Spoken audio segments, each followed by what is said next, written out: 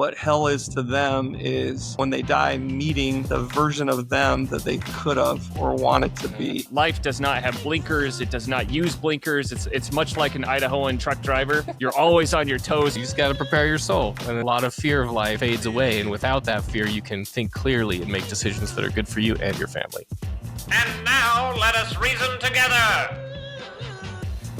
Welcome back to Salty Saints. My name is Hayden Holm. Today, I'm joined by my brother Tanner, and we've got Justin Keith with us. And we are doing a Father's Day special. We are diving into a phrase that Justin introduced me to called Momentomory. It's a Latin phrase, and it's used to, throughout the ages, inspire the hearts of men. So, Justin, can you give us a little bit of details on Momentomory? And then we'll dive a little bit into that poster you got behind you. Yeah, awesome. Thank you. I came across the phrase, and I know a lot of folks out there will know this, but it's a very old thing, obviously written in Latin, and it means memento mori means remember death. And I know at first it comes off a little morbid, right? A little like, oh, remember death. Remember you could die at any moment. But when we kind of get into and explain a little bit about what the thought is and how it's lasted and meant something to men through the ages and inspired them. I think you'll dig it. I think you'll like the thought behind Memento Mori. So yeah, Memento Mori, I first heard about this through like learning a little bit more about Stoic philosophy and reading books by authors like Ryan Holiday and through some of the teachings of like Marcus Aurelius.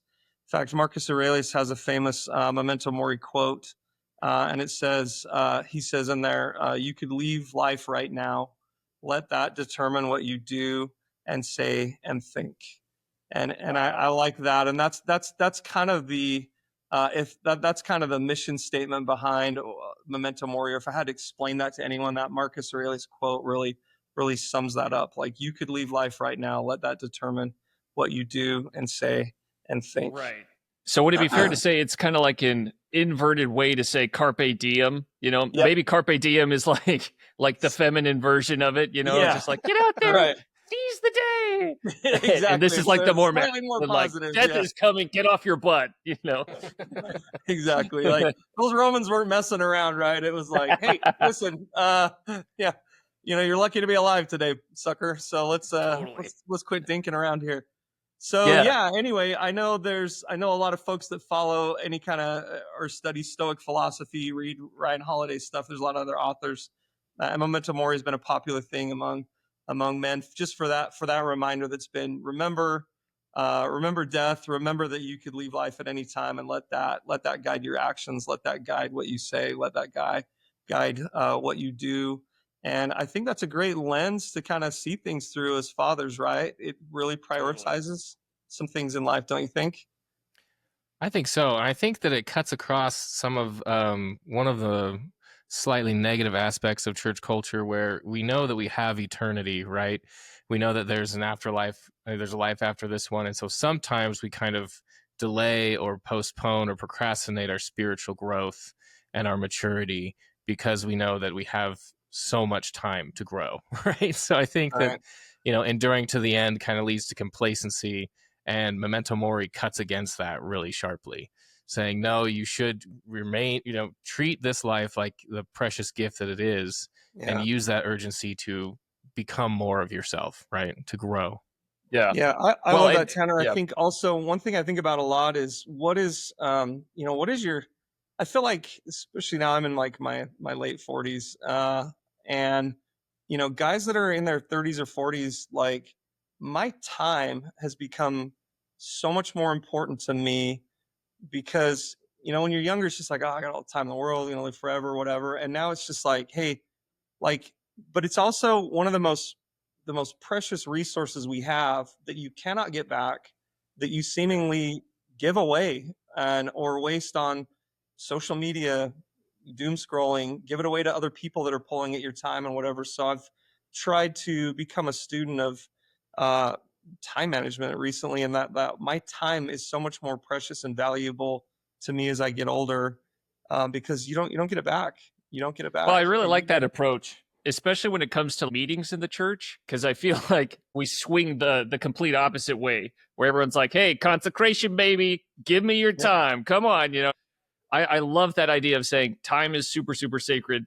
Let's respect it as much as we can, and let's use it as much as we can. I think President Eyring once said we should be investing our time in things that will pay us dividends instead of just spending our time on things that are just going to be wasted.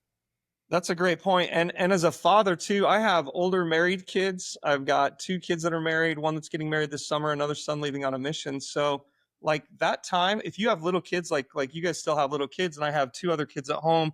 They are 14 and 16, but my time with them is limited. And those older kids, man, I'm telling you, it's a little cliche, I know, but like that time goes by like that, it is gone. And so your time with your kids, teaching your kids, being there for your kids, making memories for your kids, having experiences with them, that is such a small and quick amount of time that you have in life. And so do not fritter that away. I mean, you got to work, you got to pay the bills. I get that. But when you're be in the moment and be on as a father and be as best you can, don't allow people. I think I spent a lot of time in my job allowing people to pull my time away from me. And I really wish I could go back and change that. And obviously you can't. But so now in my 40s, I'm very, very conscious and very careful about who gets my time and where I put my time, because you just can't get it back. And so time with your kids as a father, with your wife, even whoever, your family, that is precious time. And right. You might be guilty of canceling a ward council every now and then. Maybe. Yeah. And I think that's going to be okay. Exactly. Yeah. Yeah, if you don't value your time, you will lose it. Like other people will take it. If you don't safeguard it, like it'll just go. And I would love to hear in the comments as people are watching this. I know you guys look at those comments really carefully, and I do too. And I'd love to hear what some people's what are their strategies. Like I really admire people that manage their time well and seem to accomplish a lot. I think that I did a LinkedIn post this morning on kind of winning the morning. I was up early walking around, and I'm not super great at this, but I'm trying to win the morning and be proactive and get hard things done, early for your job, and then have time to be able to disconnect and be there with your family and taking care of things you need to. So I'm just super in awe at people that are really good at time management. And I would love to hear in the comments some of those strategies that people use to protect their time. I love that. Absolutely. So I have visions of you just like with like that tape over your mouth and your eyes, and you're waking up and you're doing a cold plunge, and then you're going on like a 50-mile hike, and then you're doing your scripture study. I'm not there yet, but just this morning on my walk out in the desert here in southern Utah, I was like, man, this is a great time to be up, and I've got to think about what I do with my time and being very careful and creative, because I think that's I really think it's one of Satan's big tools now, is especially with younger kids, but with everybody, men our ages, is just wasting time and distraction in general, right? Social media, news, doom scrolling, getting caught up in the thick of thin things, I guess, for lack of a better word, but just constant distraction and not being able to take time for stillness. I'm always telling my kids, like, just for 5 or 10 minutes today, can you unplug, get away from a screen, and connect with the spirit, connect with yourself a little bit, just sit and think about what you're doing, where you want to be, what you're trying to accomplish. That stillness is something we don't take enough time for ourselves for. And I think that's something that's really lost today, and something that can really help men in general too, is just to remember stillness, or take time to, how are you going to hear the whisperings of the spirit if you're distracted all the time? And I think Satan knows that, and is just flinging every distraction at you. Totally. All the time. Well, I think that especially young fathers, they face like this paradox with time, where as soon as you have your kids, you realize, oh shoot, I need to work harder than I've ever worked in order to support my family. Yeah. But at the exact same moment, you also realize that your time is insanely precious with your family. Right. So it's like, I need to go time is usually the only valuable thing you have when you're a young father. That's the only thing you can offer people, because you haven't built a career yet. You haven't built your skills. And so that's the only thing that you can use to support your family. And it's a very interesting paradox to be caught in that, because I think it's unique to men in a lot of ways, how your relationship with time and how that works. So having something like Memento Mori can really help you use time as a tool rather than have it weaponized against you by all these different sources. And I think there's a lot of power in the Momentomory, the Carpe Diems, I can't remember if this is a Stephen Covey thing or someone that talks about this, Stephen Covey or a Dale Carnegie thing, that's like, try to compartmentalize things, like just worry about today. Like, what does a good day look like today? And making intentional decisions today that are making you better, furthering you, putting you on purpose. And really, I think sometimes we get this big global, or we're looking at when I retire or in the future, whatever. No. Like today, what decisions are you making? Right. We adopt that Layman and Lemuel mindset of like, once we reach the promised land, then I'll be happy. Or once I get here, then I'll be happy. I cannot be happy here. Whereas in reality, Nephi and Lehi were able to live after the manner of happiness while they were sojourning in the wilderness, like even in the middle of all the crap. Yeah, and I think you'll get lost in constantly chasing whatever that is.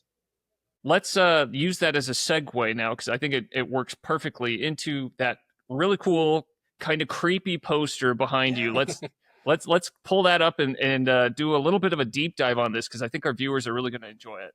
Yeah, so this is my Memento Mori reminder here. It's pretty big. You can see I've pulled it off the wall. I'm at my desk at work here, so this is sitting in front of me. Okay, I'm a high school principal, right? So like when you walk in my office and you see this, kids are like, am I in trouble? Like, am I? Take a seat. Yeah. Welcome to my office, right? That's right. So anyway, I'm sitting at my computer right now, and it's directly across from me, and I'll kind of explain why it's there. It's in a place where I can look at this every day. So what this is a little background on this. This is an engraving by a German author, and it's a circa 1650. So this is several hundred years old. I've tried to look up some information on it, and it is not currently hanging in a museum. It was procured by someone in 1876, but there are, photographs of this. I purchased a high resolution photo of this and had this made. But what this is a reminder, a memento mori, right? This is memento mori, and I'll kind of walk you through some of the what it says a little bit. This is written in Old German. I went on my mission to Germany. You can break out the old Germany. mission chops. What was East Germany? So it was crazy. It was just 6 years after the wall had come down. I was in the part of Germany that was only communist, and so it was like turning back the clock 40 years and a little crazy. So cool place though, tons of history, super cool stuff. So I was naturally drawn to this when I saw it, because everything here is written in Old German. And then over here on this side in Old French from, 4 or 5, almost 500 years ago, right? So I love this poster, and I love the concept behind it too. So what this is obviously a picture of, death, a skeleton, and that's what he represents. And a couple things that you see in here, you're going to see him, he's pointing an arrow at you, right? Yeah. And there's some instructions down here in the corner that the author put right here. And it says in German, this picture is to be hung like at the height of a man. So they want you to hang this, and that's where it sits in my office, where you're kind of at eye level with this guy. So when you step in and when you see this, you're looking right there at him, and you're equal, right? And he's obviously pointing his crossbow at you, and then he's got a couple arrows in here, and these arrows are significant, and so is this hourglass. So an hourglass in old paintings like this typically represents time, and you can see this hourglass is running, right? So this is time, this is life. It's moving, it's going. Your time is not, forever. There's a set amount of time. It's contained. And it's finite. Then there's a broken arrow on the ground right here. And if you look really small, you can see these little words right here next to all the arrows, right there. And sorry, I'm trying to do this watching myself right up here. No, you're great. It's all good. So these are old German words, and this arrow, this says heute, which means today. So today that arrow is pointed on you. It's fixed at you. And this arrow in the quiver says morgen. That means tomorrow. It's ready to go. Mm-hmm. And this arrow next to the hourglass representing life says gestern, which means yesterday. So yesterday he missed, broken. Yeah. Time is still running. He's got one ready for tomorrow. And this one's on you today. And this is that's death's reminder every day to you to say, you have today, and that's all you have. Make the most of today. Make the most of your time today. Tomorrow, yesterday is gone. I missed you. Tomorrow, it's ready to go. We don't know what tomorrow will bring. Yeah. And I'm on you today. And that arrow is always pointing you, so it's a cool reminder. I'll translate the poem for you real quick. It's kind of a rough translation. My German's pretty good, but basically said, but it's still a little rough. So it's way better than mine. Yeah. Remember, it's 500 years old too. So it basically says, dodge what you may, or you might get away from it. The figure of death, today, but the figure of death always hits his mark. Watch then, not which hour your Lord comes. It found me yesterday. Today it's on you. What you are, I was, and what I am, you will be. Wow. Let me say that last part one more time, right? I think that's really cool. Yeah. So it found me yesterday. Today it's on you. What you are, I was, and what I am, you will be. Ooh. Wow, that's chilling. It is chilling. It is. Right, Yeah. That's great. Yeah. So anyway, it's a beautiful reminder though to me, and really encompasses the idea of Momentomory. And to me, I love the daily reminder. I come and sit in my office. It is a great talking piece with high school kids. They're totally fascinated. Most of the time they don't dare ask me about it or say it. They're just like, Yeah. this guy means business, right? So Yeah. but when I explain it to them, they think it's really cool. So to me, this is just a beautiful reminder of I've got today. That arrow is always pointed at me. It missed yesterday, thankfully. Yesterday's gone. I can't change it. There's another arrow ready for tomorrow. All I have is today. So today, back to Marcus Aurelius quotes, let the idea that you could leave life at any time guide your actions, your thoughts, and how you spend your time. So to me, that means you got today. That's all that's a guarantee. Make the most of it. I love that. That's There's a really powerful concept in there, and I think it really highlights the importance and the power of repentance, because it's like, there's nothing you can do about yesterday. There's nothing you can do about the past to change it. The only thing you can do right now is just right now, in the present moment, you can act and you can change and you can decide to be better. It kind of reminds me also of the Christmas Carol. And how, like, Ebenezer, he was shown the past. He was like harrowed by the past, and he learned the lessons that he should have learned from those feelings, and he used those moving forward into the present. Said, okay, I'm going to be a changed man. I'm moving forward now as a changed man, and I'm going to make sure that I keep the spirit of Christmas in my heart from now on. I love that. That's really powerful. I think when men ponder for a minute on their mortality, you realize, and you've kind of heard we're spiritual beings having an earthly experience here, right? Your time here is finite, and some people it doesn't last long for, and everybody's lost loved ones, and you have a certain amount of time here on earth, and that's why I love a little reminder like this, and something that you can look at every day and think about.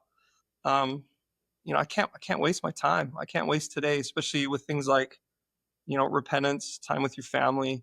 And it reminds me of the parable of the 10 virgins too. Like, you have to daily be filling your vessel with oil a little bit. You've got to pay attention to that. You've got to do what you can and be very intentional about where you put your time and effort.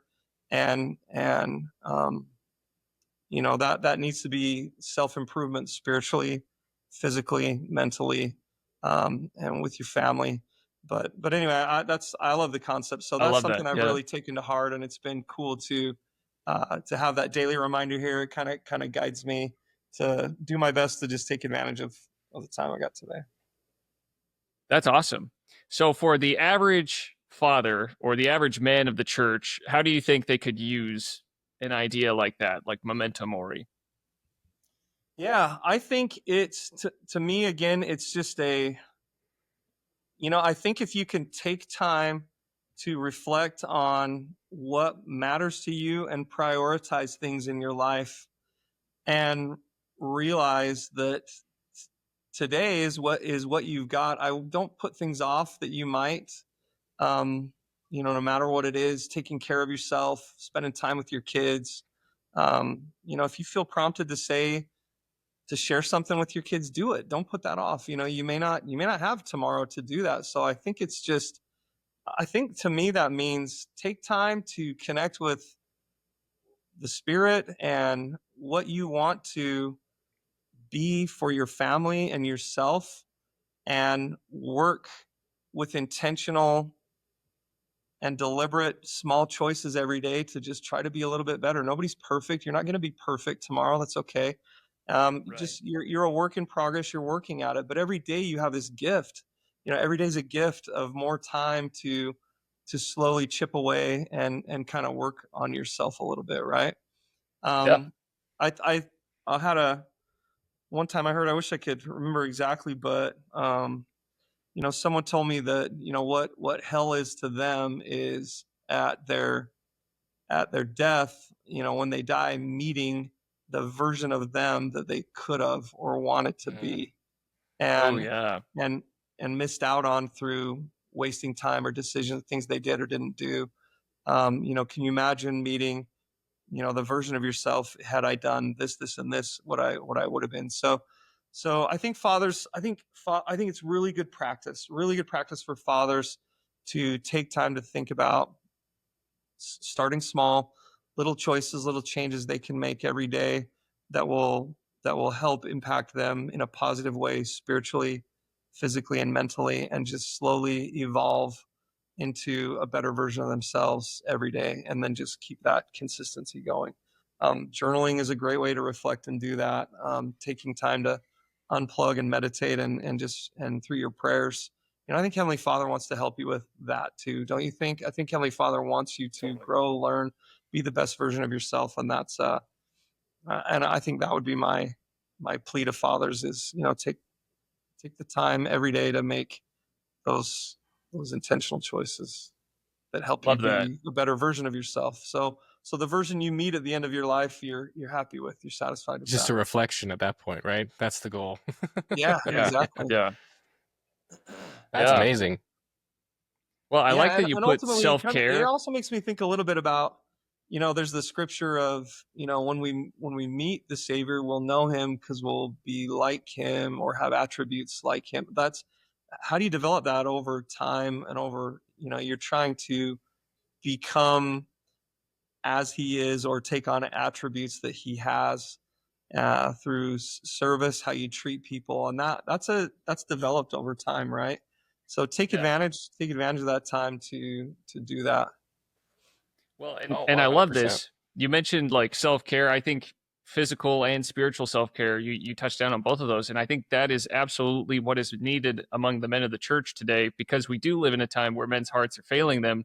It reminds me of, there's a video that President Nelson had made of a story when he was like on an airplane and one of the engines blew out and it caught fire. Right. And they did like a spiraling nosedive, and he said like this lady next to him just started losing her mind. She was like, and he was just like cool as a cucumber. Like he was just sitting there like cool hand Luke, just like, I'm ready, all day, son, I can do this. He was completely ready to meet his maker. And that is that is the beauty of having the Spirit with you, is like it completely drives out the fear, it drives out the anxiety, it drives out your depression. It helps you to become ready to meet your Maker at any moment, kind of living in that memento mori mindset. Yeah, that was a great Momentomory talk without him actually saying those words. I remember that. So Yeah. Totally. Yeah. The peace and confidence that come with, I'm in the best place I could be through my choices. I think Memento Mori for me just inspires a combination of urgency and gratitude, right? I feel like those are the two big emotions that come up for me when I see it. Urgency being like I need to take hold of my time and use it as a tool for myself, and gratitude for the fact that death missed yesterday, like Really. That you got one more day to keep on going. So I like that story about President Nelson because he locked eyes with death that day, and he wasn't scared. He looked right down the barrel of that crossbow, and he's like, "All right, this is it." So yeah, it also he was reminds basically me just saying, "Come at me, bro." Yeah, it reminds me of that scene in Indiana Jones, on the boat where that soldier's like, "My soul is prepared. What about yours? I'm ready to go. This is it." Right. So you just got to prepare your soul, and then a lot of fear of life fades away, and without that fear you can think clearly and make decisions that are good for you and your family. I love that. It's good. I mean, if you think about and nobody knows, right? That's the urgency part, Tanner, that you hit on, is you just don't know, right? You don't know when you're gonna die. You don't know when this. There's a lot of talk about second cut. You don't know when that's there, and that's the whole point. And is be prepared. Be as prepared as you can be. You don't have to be perfect. Give yourself a break here. It's not about being perfect. It's about being as prepared as you can be, being repentant, trying to do better, striving to do better. There's that Holland talk. He's like, aren't we all grateful for that word, right? Striving. And, those who seek it so to do, right? Because that happens to me like, I'm not doing it, but I'm trying to do it. I'm striving to do it. I'm seeking to do it, because that's a lifesaver sometimes. And he talks about that. So I'm striving down the freeway. Yeah. That's it. It's about just like, if you knew you were going to leave life tomorrow, and you wrote down, okay, I've got one more day, what would you do? And you would do things that are super important to you, your family, your spiritual growth, connecting with people, and how we just kind of get busy in the thick of thin things and don't spend our time doing shallow stuff, right? Just doing, work forever, and just wasting time doing this, that, or the other thing, or on the news or social media, or distracted, or blah blah, or whatever. But if you made that list, if you made a list of what would you do if you had one more day, and you just, let's say once a day you just picked and did one of those things, like, you'd be very intentional about certain things. That might be a good 100%. Yeah, something small, something manageable. I love that. Like the little 1% improvement. That's all you're gunning after. And I really like that call out. Life does not have blinkers. It does not use blinkers. It's much like an Idahoan truck driver. They just refuse to use those blinkers. So you're always on your toes around them. You're like, which way is he gonna go? I don't know. And so that's life. So I think we're getting pretty close to time here, but as we wrap up, there is a special Father's Day treat that we want to give to the men of the church.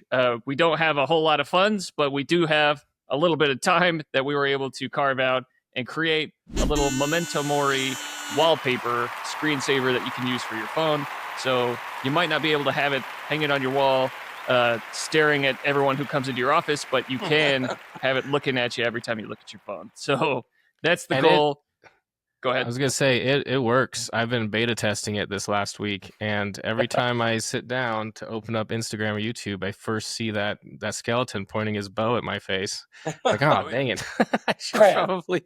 It's a stark reminder. Like, all right, maybe I shouldn't doom scroll. Yeah, so it's very effective. You see death staring you down every time you go to waste time on your phone, and all of a sudden you're a lot more engaged at home. You put that screen away for a lot longer than you think. So that's great. Totally. Highly recommend putting it on your phone. Yep. So we will attach a link to that in the description, so you can go download that wallpaper. And then we will also be giving it out to everyone in Dads Need Friends. So if you want to come game with us, we'll put it out there for all the dads in there. You can come join us, celebrate Father's Day. I think we also might be planning a special Father's Day games night, so Saturday night, we'll have a live stream. We're going to probably do a game after that for all the fathers that need a little games night. So we'll be doing that too.